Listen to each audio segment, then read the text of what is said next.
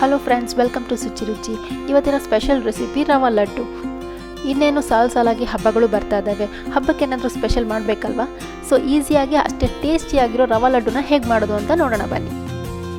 ಮೊದಲಿಗೆ ಒಂದು ಪಾತ್ರೆನ ಬಿಸಿ ಮಾಡೋಕ್ಕಿಟ್ಕೊಂಡು ಅದಕ್ಕೆ 1/4 ಕಪ್ನಷ್ಟು ತುಪ್ಪ ಹಾಕ್ಕೊಳ್ತಾ ಇದ್ದೀನಿ. ಸ್ವಲ್ಪ ಗೋಡಂಬಿ, ಇದನ್ನು ಫ್ರೈ ಮಾಡ್ಕೊಳ್ಳೋಣ. ನಂತರ ಸ್ವಲ್ಪ ದ್ರಾಕ್ಷಿ ಹಾಕ್ಕೊಳ್ತಾ ಇದ್ದೀನಿ. ಇದನ್ನು ಕಂದು ಬಣ್ಣ ಬರೋವರೆಗೂ ಚೆನ್ನಾಗಿ ಫ್ರೈ ಮಾಡ್ಕೊಳ್ಳೋಣ. ಫ್ರೈ ಆದ ನಂತರ ಇದನ್ನು ಒಂದು ಪ್ಲೇಟಲ್ಲಿ ತೆಗೆದಿಟ್ಕೊಳ್ತಾ ಇದ್ದೀನಿ. ನಂತರ ಅದೇ ಪಾತ್ರೆಗೆ 1 ಕಪ್ ರವೆ ಹಾಕೊಳ್ತಾ ಇದ್ದೀನಿ.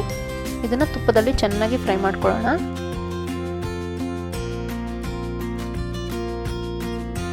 ಮಿನಿಮಮ್ ಒಂದು 8 ರಿಂದ 10 ನಿಮಿಷ ಆದರೂ ಚೆನ್ನಾಗಿ ಫ್ರೈ ಮಾಡ್ಕೊಳ್ಬೇಕು. ಲೋ ಫ್ಲೇಮಲ್ಲಿ ಚೆನ್ನಾಗಿ ಪರಿಮಳ ಬರುತ್ತೆ ತುಪ್ಪದಲ್ಲಿ ಫ್ರೈ ಮಾಡ್ತಿರೋದ್ರಿಂದ.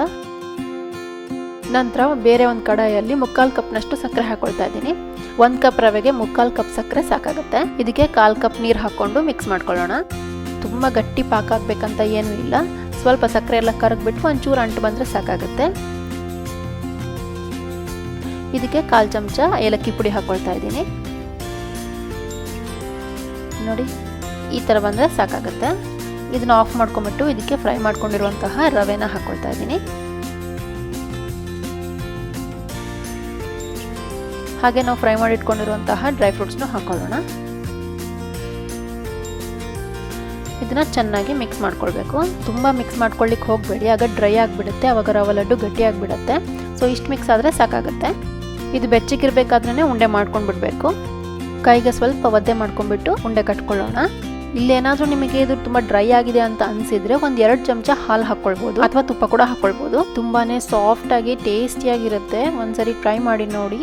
ನಿಮಗೆ ವಿಡಿಯೋ ಇಷ್ಟ ಆಗಿದೆ ಅಂದ್ಕೊಳ್ತೀನಿ. ಇಷ್ಟ ಆಗಿದ್ರೆ ಲೈಕ್ ಮಾಡಿ, ಶೇರ್ ಮಾಡಿ, ಹಾಗೆ ನಮ್ಮ ಚಾನಲ್ಗೆ ಸಬ್ಸ್ಕ್ರೈಬ್ ಮಾಡಿ. ಹೊಸ ವಿಡಿಯೋಗಳ ನೋಟಿಫಿಕೇಷನ್ಗಾಗಿ ಬೆಲ್ ಐಕಾನ್ ಪ್ರೆಸ್ ಮಾಡೋದನ್ನು ಮರಿಬೇಡಿ. Thank you.